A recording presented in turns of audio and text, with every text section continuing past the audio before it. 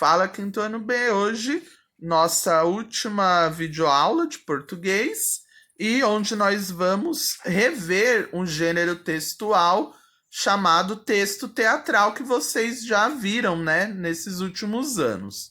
Então, por isso, um conteúdo mais breve, até porque essa unidade 8 ela está repleta de conteúdos que vocês já viram em outros anos. Então, aí nas páginas de abertura, na 248 e na 249, nós estamos vendo nessa cena atores encenando uma peça teatral.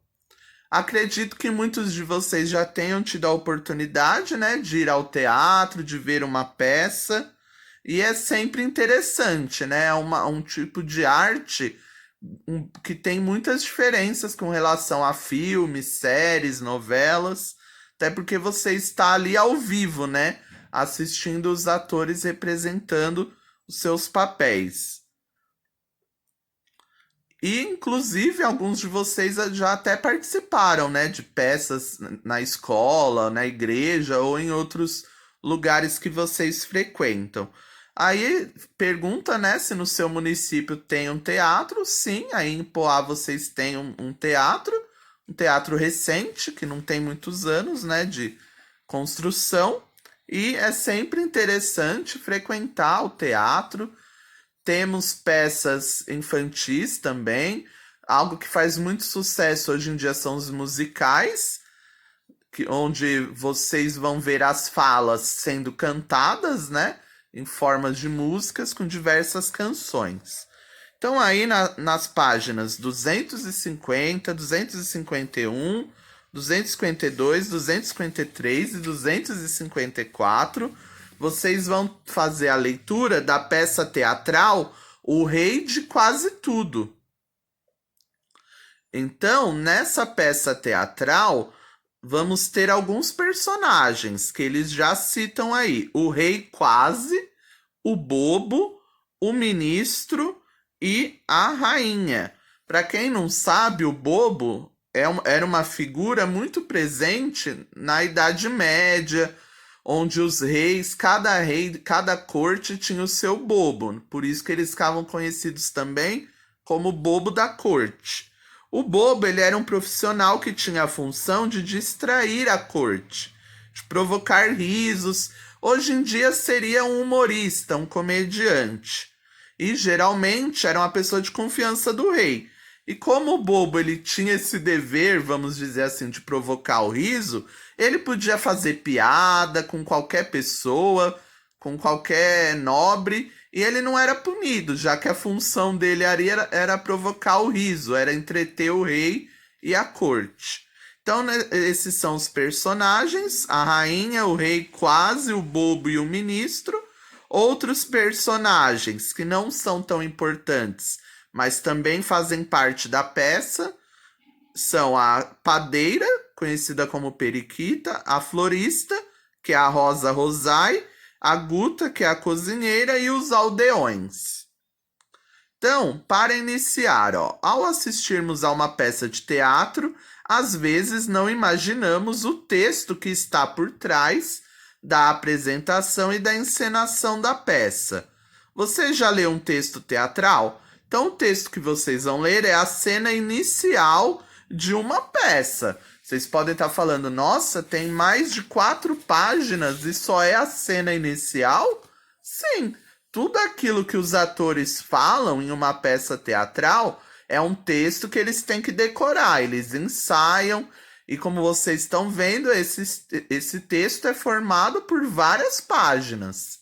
É claro que eles não vão decorar tudo que está ali, eles vão decorar o quê? As falas dos seus personagens. Mas, ao mesmo tempo, eles também prestam atenção nas falas dos outros atores, para eles saberem o momento certo de entrarem em cena e de começarem as suas falas.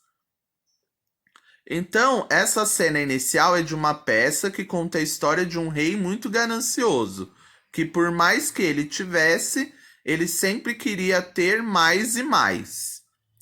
Então, numa peça teatral, esse gênero, texto teatral, ele tem algumas características. Então, eu vou relembrá-las com vocês. Esse é um texto escrito para ser encenado, ou seja, para os atores decorarem e apresentarem esse texto na peça. Em geral, não há narrador e durante a encenação, os atores estão interpretando personagens que dialogam, que conversam, que às vezes até brigam entre si. Assim, não é só decorar o texto e chegar lá e falar: o que você está fazendo aqui? Você não fez o que eu pedi? Eu sou o rei deste reino. Então não é só isso, não é só decorar as suas falas. Outros elementos teatrais são muito importantes para uma interpretação ser bem sucedida. Então tem o tom de voz, tem as expressões corporais, os gestos, tudo isso é muito importante para uma peça teatral. O texto teatral, ele tem algumas características, ele tem uma estrutura.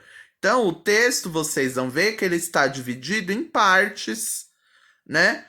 Tem o prólogo, que é o início, né? Ali, um contexto para as pessoas daquela peça, do que elas vão ver. Nós temos os atos, né? E as cenas.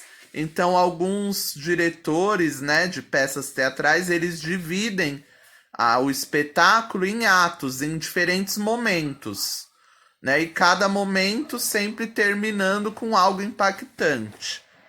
Tem as cenas propriamente ditas, tem as indicações dos personagens diante de cada fala. Então, até para ajudar os atores, antes de cada fala tem o nome daquele personagem, de quem vai dizer o quê.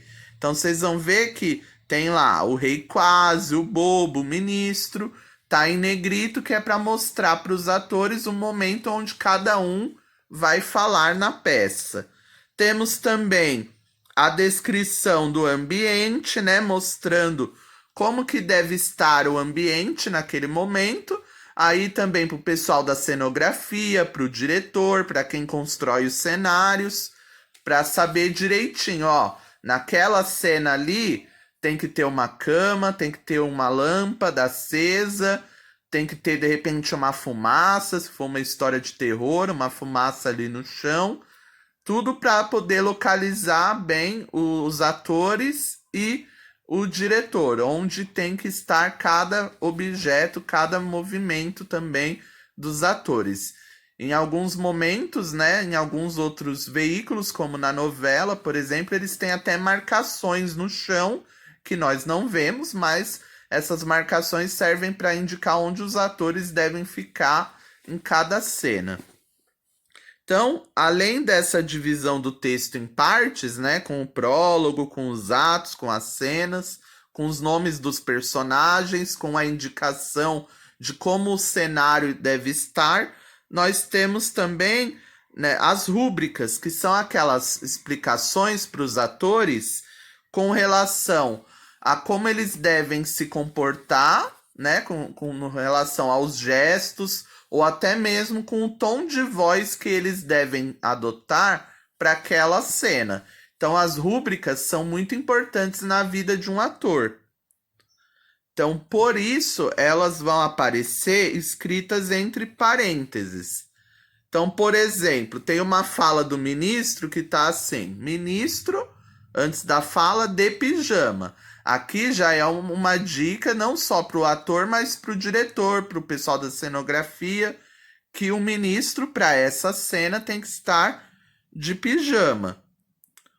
Outro exemplo, também tem ali, em uma das páginas, ou várias rúbricas com relação a isso. Nesse texto teatral não tem tanto, mas nos outros que nós já vimos nos últimos anos, tem as rúbricas de gestos, né, que fala com o dedo levantado, se mexendo, né, muito agitado, ou com a voz baixa, sussurrando. Então essa é a função das rúbricas, tá bom? Elas dão orientações para os atores, tanto com relação à voz como a gestos. Então, na página 252, um outro exemplo é que depois Antes do rei falar, tá ali entre parênteses, nervoso, ou seja, o ator vai ter que dizer aquela fala, mas nervoso, assim, agitado. Então vocês vão fazer a leitura do iniciozinho, né, do primeiro ato aí, das primeiras cenas da peça O Rei de Quase Tudo. Então essa peça ela foi escrita, ó, pelo José Luiz Ribeiro. Então vocês vão depois responder as questões das páginas 254 e 255, sozinhos, tá bom? O 1 ali é só para conversar, mas os outros exercícios para responder aí no livro. E o exercício 9 não tem linhas, mas vocês podem responder aí embaixo, tá bom? Falando mais um pouquinho sobre o texto teatral, vamos ver ali na 257 um resumo, né, das características desse gênero textual. Então, é um texto para encenação de uma história. A intenção é registrar, né, em papel como deve ser encenada ou representada uma história. Com relação à linguagem, vocês viram que é um texto escrito com falas de personagens. Tem as rúbricas, que são aquelas marcas para orientar os atores e também os diretores, tanto a ação dos personagens, o tom de voz, a forma de representar, né? Se tem que ser mais exagerada, mais sutil. E também os cenários, né? Fazem parte ali a explicação de como deve ser o cenário em cada ato, em cada cena. E o público-alvo são as pessoas interessadas em textos teatrais.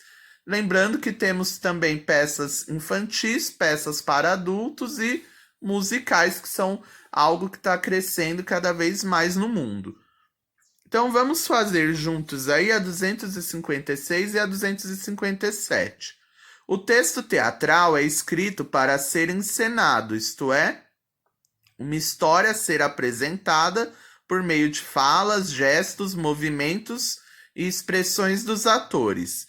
É construído principalmente pelo diálogo entre os personagens, ou seja, uma conversa entre duas ou mais pessoas. Lembrando, pessoal, que tem algumas peças de teatro que são monólogos, ou seja, elas têm apenas um ator e esse ator está conversando com ele mesmo, a peça inteira. Então, primeiro exercício. Para encenar o texto teatral, O Rei de Quase Tudo, quantos atores são necessários? 7 atores, mais um grupo, né, de figurantes, que são aquelas pessoas que aparecem ali na cena, mas não tem muita importância, para representar os aldeões. Então, são os 7 atores, mais um grupão aí para representar os aldeões. O nome dos personagens são o Rei Quase, o Ministro, a Rainha, o Bobo, a Rosa Rosaia, a Periquita, a Guta e os aldeões. 2. Como o leitor descobre a que personagem pertence cada fala? Então, para isso, vocês vão ver quando vocês estiverem lendo, observando o nome do personagem escrito antes do texto, que compõe a fala. 3. Em que cenários a história acontece? Essa história ela vai acontecer na paisagem do reino e na sala do trono do Palácio Real. 4. Como o leitor fica sabendo que houve mudança de cenário? Então, lendo o título e as frases que vêm entre parênteses, logo após esses títulos, vocês vão ficar sabendo a mudança de cenário que está acontecendo. 5. No texto teatral, há indicações para o ator sobre como ele deve falar, atuar. Essas indicações são chamadas rúbricas. Copie do texto algumas palavras e expressões, ou seja, as rúbricas, que indicam para o ator como ele deve atuar quanto à voz. Então, quanto à voz, tem alguns trechos, algumas rúbricas. Entram os aldeões cantando, a parte, canta a canção das batatas. Essas são orientações com relação à voz. Com relação ao vestuário, é aquela do ministro que eu falei para vocês, aquela rúbrica que diz de pijama. C. Quanto aos gestos, são as seguintes rúbricas. Entra o rei muito nervoso, passa o rei e o bobo vai atrás imitando. Além disso, nervoso e irritado também se referem aos gestos, essas rúbricas. E as rúbricas quanto aos movimentos, a rúbrica sai, depois o ministro entra na roda em movimento circular constante, entra a rainha e logo após as serviçais dando satisfações e saem. Todas essas rúbricas que dão dicas de atuação, né, quanto aos movimentos. Por último, na página 257, exercício 6. No texto que você leu, as falas foram registradas em prosa e em verso. Então, prosa seguindo aquela estrutura tradicional de parágrafos e em versos que vocês já estão acostumados. Versos, estrofes e rimas. Pinte a seguir o nome dos personagens que têm falas em versos. São o Bobo, os Aldeões e a Guta. 7. Que efeito a mistura de falas com verso e prosa causa no texto? Dá mais ritmo, né? Dá mais ritmo e sonoridade ao texto. Fica mais interessante, mais animado. Exercício 8. Compare as frases ditas pelo ministro. Eu não sou bobo. Você é o bobo do rei. Então aí vocês, nessa leitura, bobo, quando vocês verem aí no livro, vai aparecer primeiro em minúsculo e depois em maiúsculo. Por quê? A letra maiúscula, vocês lembram, ela vai indicar um substantivo próprio, um nome. Então, quando ele diz bobo com minúsculo, ele está falando no geral, pessoas bobas, né? Que ele não é bobo, mas que aquele homem com que ele está falando tem uma função. Ele é conhecido, ele tem o nome de bobo do rei. Por isso, o segundo bobo com letra maiúscula. 9. Muitas falas do bobo repetem falas do rei. Que efeito essa repetição causa? Então, quando vocês forem ler o texto teatral, vocês vão ver que o bobo ele repete muito o que o rei diz. Isso é de propósito, né? Para o quê? Reforçar que o rei que manda em todo mundo. Então, por isso que ele repete várias vezes o que o rei fala. Além disso, ele está mostrando ali o bobo que ele também é poderoso. Ele não é o rei, mas como ele tem a simpatia do rei, ele pode tomar certas liberdades que outras pessoas da corte não podem. Então, essa foi a videoaula, né? Nós vamos encerrar o nosso livro Apis de Português por aqui. Depois, nas próximas páginas, eles vão falar mais um pouquinho sobre teatro, sobre o texto teatral. Nas páginas 260 e 261, eles vão falar sobre recursos que usam nas peças teatrais, como a entonação de voz, a pontuação, a expressividade. Nada assim que mereça muito destaque, porque nós também já vimos em outros anos. Na página 262 e 263, eles vão falar novamente sobre o vocativo, que nós já estudamos muito no quarto ano. Então aqui nós não faremos.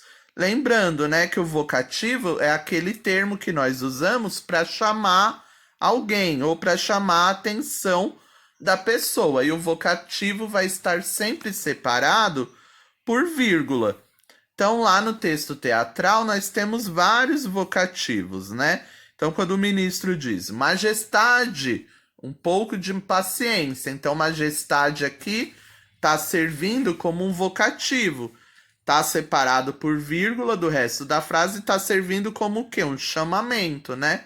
Para chamar, para conversar com a majestade. Então, ali tem o exercício 3 que tem vários vocativos, né? Ó, na letra A.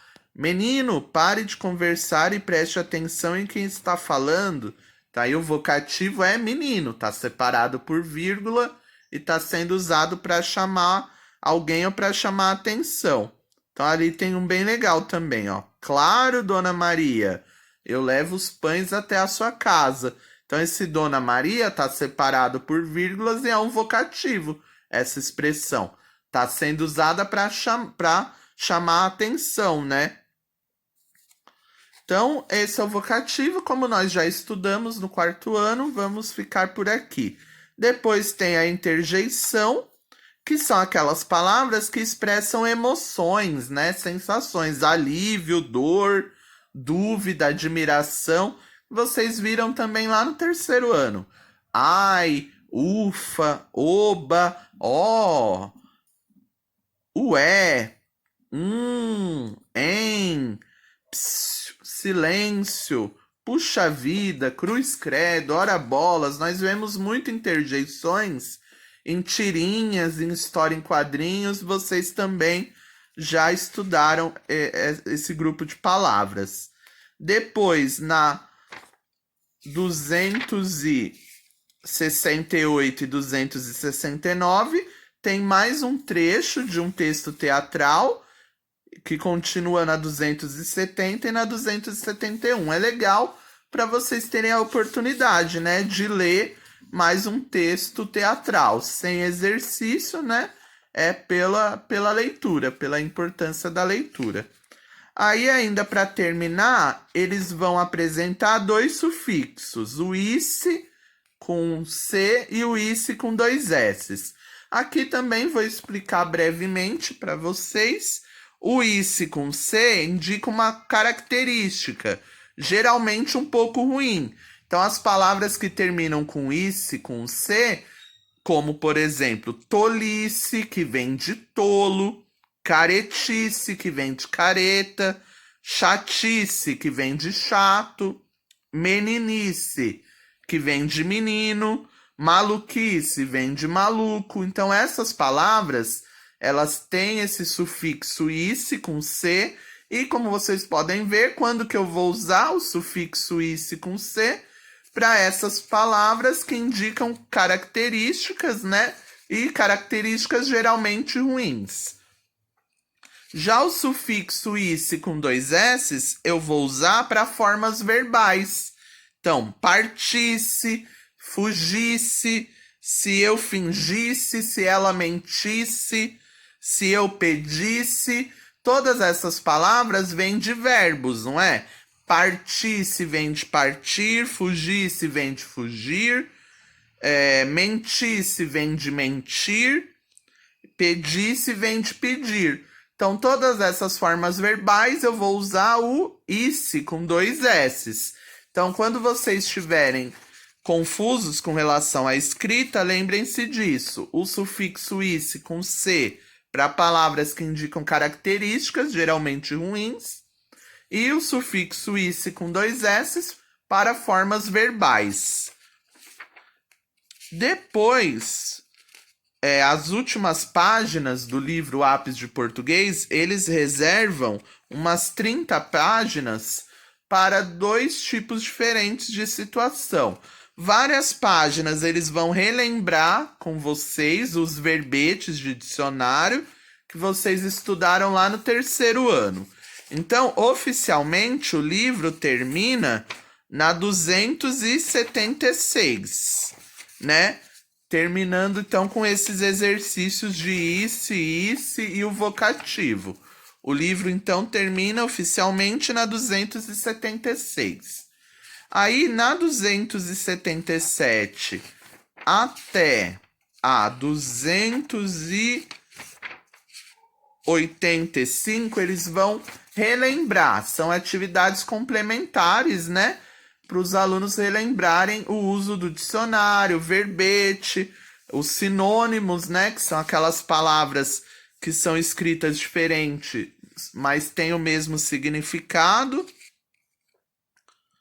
Então, só é interessante vocês darem uma lida, irem passando só para relembrar, porque vocês já estudaram bastante isso no terceiro ano. Então, por exemplo, belo e bonito são palavras que são escritas de maneiras diferentes, mas têm o mesmo significado, querem dizer a mesma coisa. São sinônimos. Então, imenso e enorme também são sinônimos. E aí eles relembram também os antônimos, que é quando eu comparo duas palavras e uma é o contrário da outra. Então, qual é o antônimo de quente? Frio, que é o contrário. Qual é o antônimo de subir? Descer, que é o contrário. Qual é o antônimo de lento? Rápido. E por último, tem um projetinho de leitura no livro Ápice. Então, da página 286 adiante, tem vários textos bem interessantes que vocês podem ler aí em casa. Tem poemas, tem textos informativos, tem contos, ou seja, tem textos dos mais diferentes gêneros, que é bem legal para vocês poderem aproveitar. Tem uns textos informativos sobre animais, que eu gostei bastante. Textos que falam sobre a lua.